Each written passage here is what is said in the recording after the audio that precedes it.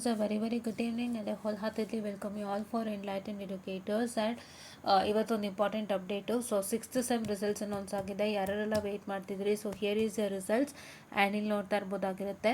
So June 30th 2026 and 5:35 PM. Click here for the results of BE 6th semester for all regions ಅಂತ ಹೇಳಿ ಅನೌನ್ಸ್ಮೆಂಟನ್ನು ಮಾಡಿದ್ದಾರೆ.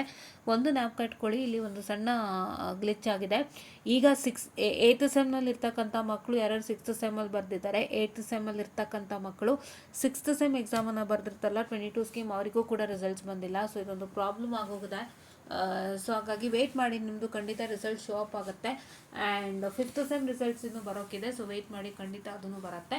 And ಯಾರ್ಯಾರ್ದೆಲ್ಲ results clear ಆಗಿಲ್ಲ, if in case ಯಾವ್ದಾದ್ರು miss out ಆಯಿತು, sorry guys, ಯಾವ್ದಾದ್ರು miss out ಆಯಿತು, clear ಆಗಿಲ್ಲ, results ಏನೋ ಹೆಚ್ಚು ಕಮ್ಮಿ ಆಯಿತು, ಪ್ರಾಬ್ಲಮ್ ಆಯಿತು ಅಂತಂದಾಗ ಸೊ ನೀವು ಅಂಥ ಟೈಮಲ್ಲಿ ಏನು ಮಾಡ್ಬೋದಪ್ಪ ಅಂತ ಹೇಳಿದ್ರೆ, so you can just move forward with revaluations. ಯಾಕೆಂದರೆ ಈಗ ತುಂಬ ಕ್ರೂಷಿಯಲ್ ಟೈಮ್ ಇದೆ, ನಿಮ್ಮ ಪ್ಲೇಸ್ಮೆಂಟ್ಸ್ ಟೈಮು ಇವಾಗ. ಸೊ ಹಾಗಾಗಿ ನೀವು ಈ ರೀತಿಯಾಗಿ ಯೋಚನೆ ಎಲ್ಲ ಮಾಡಿ ನೀವು ರಿವ್ಯಾಲ್ಯೂಷನ್ಗೆ ಹಾಕುವಂಥದ್ದು ಉತ್ತಮ ಅಂತ ಅನ್ಸುತ್ತೆ. ಏನಾದರೂ ಆಗಲಿ, ಒಳ್ಳೇದಾಗಲಿ ಕೆಟ್ಟದೇ ಆಗಲಿ, ಏನಾದರೂ ಆಗಲಿ ರಿವ್ಯಾಲ್ಯೂಷನ್ಗೆ ಹಾಕಿ. ಯಾಕೆಂದರೆ ಎಷ್ಟೋ ಸಲ ನಿಮಗೆ ಅದೃಷ್ಟದಿಂದ ಪಾಸ್ ಆದರೆ ನೀವು ನಿಮ್ಮ ಪ್ಲೇಸ್ಮೆಂಟ್ಸ್ಗೆ ಈಸಿಯಾಗಿ ಹೋಗ್ಬೋದು, ಇಲ್ಲಾಂದರೆ ಸುಮ್ಮನೆ ತೊಂದರೆ ಆಗುತ್ತೆ. ಸೊ ಪ್ಲೀಸ್ ರಿವ್ಯಾಲ್ಯೂಷನ್ಸ್ಗೆ ಹಾಕಿ. And all the best for results. ಎಲ್ಲರೂ ಚೆಕ್ ಮಾಡ್ಕೊಳ್ಳಿ. ಹೋಪ್ ಎಲ್ಲರಿಗೂ ಒಳ್ಳೆ ರಿಸಲ್ಟ್ಸ್ ಬಂದಿದೆ ಅನ್ಕೋತೀನಿ. ಲೀನಿಯಂಟ್ ವ್ಯಾಲ್ಯೂಷನ್ಸ್ ಆಗಿದೆ ಅಂತ ಅನ್ಕೋತೀನಿ. ನೀವು ಬರ್ತಿರ್ತಕ್ಕಂಥ ಏನೊಂದು ಕಂಟೆಂಟ್ ಇದೆ ಅದಕ್ಕೆ ಪ್ರಾಪರಾಗಿ ಮಾರ್ಕ್ಸನ್ನು ನೀಡಿದ್ದಾರೆ ಅಂತ ನಾನು ನಂಬ್ತಾ I'd be winding up this session, students, and all the best to you for future. ನಿಮ್ಮ ಪ್ಲೇಸ್ಮೆಂಟ್ಸ್ಗಳು ಚೆನ್ನಾಗಾಗಲಿ. ಆ್ಯಂಡ್ ಇನ್ನೊಂದು ಹೇಳೋಕ್ಕೆ ಇಷ್ಟಪಡ್ತೀನಿ, ಸೆಷನ್ ವೈಂಡ್ ಅಪ್ ಮಾಡೋದಕ್ಕೂ ಮುಂಚೆ, ಯಾರ್ಯಾರೆಲ್ಲ ಇನ್ನೂ ನಾನು ಏನಕ್ಕೂ ರೆಡಿ ಇಲ್ಲ, ನನ್ನ ಪ್ಲೇಸ್ಮೆಂಟ್ಗೆ ಇನ್ನೂ ರೆಡಿನೇ ಇಲ್ಲ ಅನ್ನೋರು ದಯವಿಟ್ಟು ಇವಾಗಿಂದಾನೇ ರೆಡಿಯಾಗಿ. ಪ್ಲೇಸ್ಮೆಂಟಿಗೆ ರೆಡಿ ಆಗೋದು ಅಂತಂದರೆ ಈಗ ನಂದೆಲ್ಲ ಪಾಸ್ ಆಗೋಯ್ತು, ನೆಕ್ಸ್ಟ್ ಪ್ಲೇಸ್ಮೆಂಟು ಒಂದು ಕಂಪನಿ ಬರುತ್ತೆ, ನಾನು ಅಟೆಂಪ್ಟ್ ಮಾಡ್ತೀನಿ, ಆ ಥರ ಅಲ್ಲ. ಪ್ಲೇಸ್ಮೆಂಟ್ಗೆ ರೆಡಿ ಆಗಬೇಕು ಅಂದರೆ ನೀವು ಸ್ಕಿಲ್ ಸೆಟ್ಸ್ಗಳು ಕಲ್ತಿರಬೇಕು. ಸ್ಟೂಡೆಂಟ್ಸ್, ಕೋರ್ಸಸ್ಗಳನ್ನ ಮಾಡಿರಬೇಕು. ಆಮೇಲೆ ಮತ್ತೆ ಒಳ್ಳೊಳ್ಳೆ ಸ್ಕಿಲ್ ಸೆಟ್ಸ್ಗಳು ನಿಮ್ಮಲ್ಲಿ ಇರಬೇಕಾಗುತ್ತೆ. ಆ್ಯಂಡ್ ನಿಮ್ಮ ರೆಸ್ಯೂಮೆ ನೀಟಾಗಿರಬೇಕಾಗುತ್ತೆ 1 ಪೇಜ್ಗೆ, because you are a fresher. And ನೀವೇನೊಂದು ಇಂಟರ್ನ್ಶಿಪ್ಗಳನ್ನ ಮಾಡಿರ್ತೀರಾ, ಮಿನಿ ಪ್ರಾಜೆಕ್ಟ್ಗಳನ್ನ ಮಾಡಿರ್ತೀರಾ, ಆ್ಯಂಡ್ ಮೇಜರ್ ಪ್ರಾಜೆಕ್ಟ್ ಫೇಸ್ 1 ಮಾಡ್ತಿರ್ತೀರಿ, ಆ್ಯಂಡ್ ಇನ್ನೇನಾದ್ರು ನೀವು ಎಕ್ಸ್ಟ್ರಾ ಕರಿಕ್ಯುಲಮ್ ಮಾಡಿರ್ತೀರಿ, ACT ಆ್ಯಕ್ಟಿವಿಟಿ, ಇವೆಲ್ಲನೂ ನೀವು ನೀಟಾಗಿ ರೆಸ್ಯೂಮೆನಲ್ಲಿ ಪಿಚ್ ಮಾಡಬೇಕಾಗುತ್ತೆ. ಇಷ್ಟೆಲ್ಲ ಕೆಲಸಗಳಿದೆ. ಯಾರಿನೂ ಕೋರ್ಸಸ್ ಕಲ್ತಿಲ್ಲ, ಯಾರಿನೂ ಸ್ಕಿಲ್ ಸೆಟ್ಸ್ ಕಲ್ತಿಲ್ಲ, ಬೇಗ ಕಲ್ತ್ಕೊಳ್ಳಿ, ನಿಮ್ಮ ಪ್ಲೇಸ್ಮೆಂಟಿಗೆ ಹೆಲ್ಪ್ ಆಗುತ್ತೆ. ನಂದೆಲ್ಲ ಎಕ್ಸಾಮ್ ಕ್ಲಿಯರ್ ಆಗೋಯ್ತು, ನಾನು ಹೋಗಿ ಪ್ಲೇಸ್ಮೆಂಟಿಗೆ ಕೂತ್ಕೋಬೋದು, ನನಗೊಂದು ಕಂಪ್ನಿ ಬರುತ್ತೆ, ನಾನು ಅಟೆಂಡ್ ಮಾಡ್ತೀನಿ, ನಾನು ಜಾಬ್ ತೊಗೋತೀನಿ, that's 100% really not worth it. ಇನ್ನೂ ನೀವು ಸಖತ್ ಶ್ರಮ ಹಾಕಲೇಬೇಕಾಗುತ್ತೆ. ಯಾಕೆಂದರೆ ಎಲ್ಲ ಕಂಪ್ನಿನೂ ಕೇಳುತ್ತೆ. ನೀವು ಏನು ಅಕಾಡೆಮಿಕಲಿ ಮಾಡಿದರೆ ನೀಟಾಗಿ ಪಿಚ್ ಮಾಡಿ, AI ಮುಖಾಂತರ ನೀಟಾಗಿ ಒಂದು ಒಳ್ಳೆ ರೆಸ್ಯೂಮೆ ಮಾಡಿ, ಒಳ್ಳೆ ಕಂಪ್ನಿಲೇ ಕೆಲಸ ಸಿಕ್ಕಲಿ. ಎಲ್ಲರಿಗೂ ಆಲ್ ದ ಬೆಸ್ಟ್. ಆ್ಯಂಡ್ ಕೋರ್ಸಸ್ಗಳನ್ನು ಮಾಡ್ಕೊಂಡಿರಿ. ಅಟ್ಲೀಸ್ಟ್ ನಿಮಗೆ minimum C++, Java, Python, SQL ಆದರೂ ಬಂದರೆ ಅಷ್ಟೇ ಸಾಕು. ಇವತ್ತು DSA ಹೈಲೈಟೆಡು ಹೌದು, ಬಟ್ ಆನ್ ಕ್ಯಾಂಪಸ್ಗಾದರೆ ಒಂಚೂರು ಅಷ್ಟಾಗಿ ಪ್ರಾಬ್ಲಮ್ ಬರೋದಿಲ್ಲ. ಬಿಕಾಸ್ ಆನ್ ಕ್ಯಾಂಪಸ್ಸಲ್ಲಿ ನಿಮಗೆ ಗೊತ್ತಿರ್ತಕ್ಕಂಥ ಲ್ಯಾಂಗ್ವೇಜ್ನ ಮ್ಯಾನೇಜ್ ಮಾಡ್ಬೋದು. ಆನ್ ಕ್ಯಾಂಪಸ್ ಆಫ್ ಕ್ಯಾಂಪಸ್ಗೂ ತುಂಬಾ ವ್ಯತ್ಯಾಸ ಇರುತ್ತೆ. ಸೊ ಆನ್ ಕ್ಯಾಂಪಸ್ಸಲ್ಲಿ ಏನಾದರೂ ಸ್ಕಿಲ್ ಸೆಟ್ಸ್ಗಳು ಕೇಳ್ತಾ ಇದ್ದು ಅದು ನಿಮಗೆ ಸೆಟ್ ಆಗಿಲ್ಲ ಅಂದರೆ ಅದೇನು ಮಾಡೋಕ್ಕಾಗಲ್ಲ, ಬಿಕಾಸ್ ಅದು ನೀವು ಕಲ್ತಿರ್ಬೇಕಾಗುತ್ತೆ. ಆ್ಯಂಡ್ ಅದು ಅರ್ಥ ಮಾಡ್ಕೋಬೇಕು ಅಂದರೆ ಕಾಲೇಜೇ ನಮಗೆ ಬ್ರಿಡ್ಜ್ ಮಾಡಬೇಕು.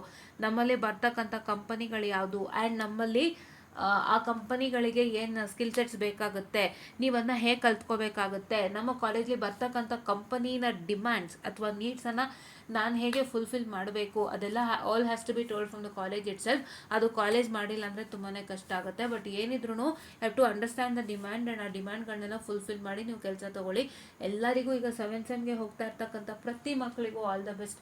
ಎಲ್ಲರಿಗೂ ಒಳ್ಳೆ ಕಡೆ ಕೆಲಸ ಸಿಕ್ಕಲಿ. ಎಲ್ಲರೂ ಸಖತ್ ಶ್ರಮ ಹಾಕಿ ಕೆಲಸ ತೊಗೊಳ್ಳಿ.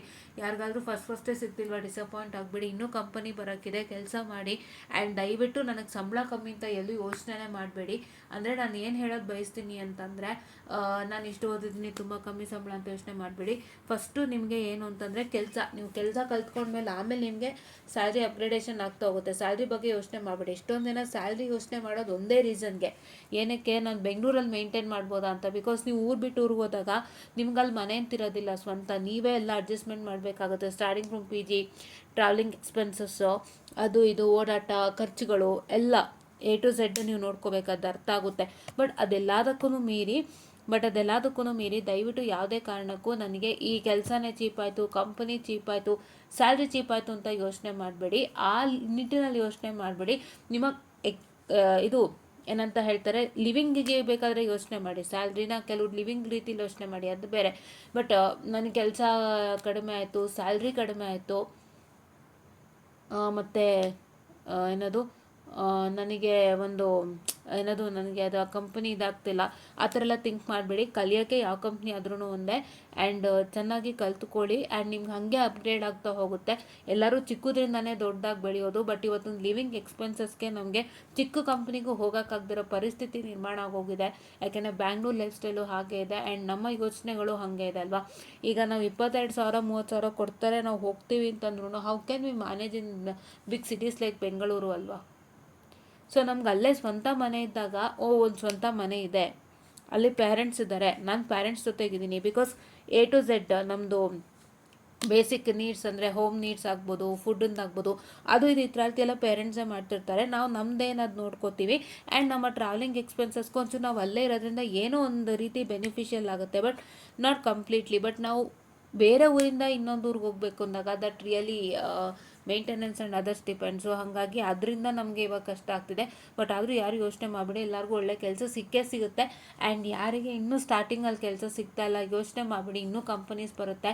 ಚೆನ್ನಾಗಿ ಕಂಪ್ನೀಸ್ನ ಕ್ರ್ಯಾಕ್ ಮಾಡಿ ಕೆಲಸ ತೊಗೊಂಡು ಒಂದು ಒಳ್ಳೆ ರೀತಿಯಿಂದ ಜೀವನ ಮಾಡಿ. ಎಲ್ಲರಿಗೂ all the best. And clear ಮಾಡಿರ್ತಕ್ಕಂಥ ಎಕ್ಸಾಮ್ ಕ್ಲಿಯರ್ ಮಾಡಿರ್ತಕ್ಕಂಥ ಪ್ರತಿಯೊಬ್ಬರಿಗೂ ನನ್ನ ಹಾರ್ಟಿ ಕಂಗ್ರ್ಯಾಚುಲೇಷನ್ಸ್. ಆ್ಯಂಡ್ ಇಲ್ಲಿವರೆಗೂ ಬಂದಿರೋಕ್ಕೆ ಹಾರ್ಟಿ ಕಂಗ್ರ್ಯಾಚುಲೇಷನ್ಸ್. ಇನ್ನೊಂದು ವರ್ಷ ಚೆನ್ನಾಗಿ ಎಂಜಾಯ್ ಮಾಡಿ, ಕ್ಲಿಯರ್ ಮಾಡಿ, ಒಳ್ಳೆ ಹೆಸರು ತೊಗೊಬನ್ನಿ, ಕೆಲಸ ತೊಗೊಳ್ಳಿ. ಎಲ್ಲ ಟೀಚರ್ಸ್ಗೂ ಅದೇ ಬೇಕಿರೋದು. ಅವ್ರು ಏನೇ ಒಂದು ಇದು ಮಾಡಿರಲಿ, ಅಂದರೆ ಕ್ಲಾಸಲ್ಲಿ ಅವ್ರು ಹೇಗೆ ಪಾಠ ಮಾಡಿರಲಿ, ನಿಮ್ಗವ್ರು ಯಾವುದೇ ರೀತಿಯಾಗಿ ಏನೇ ಮಾಡಿದ್ರೂ ಕೂಡ ಒಂದು ಒಳ್ಳೆಯದೇ ಆಗಲಿ ಅಥವಾ ಕೆಟ್ಟದ್ದೇ ಆಗಲಿ ಅದು ನಾವು ಹೇಳೋಕ್ಕಾಗಲ್ಲ. Because it's depending upon how the teachers are. But ಏನೇ ಆಗಿರಲಿ ಅದು I don't want to speak about that. If I spoken anything wrong I am sorry, but that's real ಅಲ್ವಾ.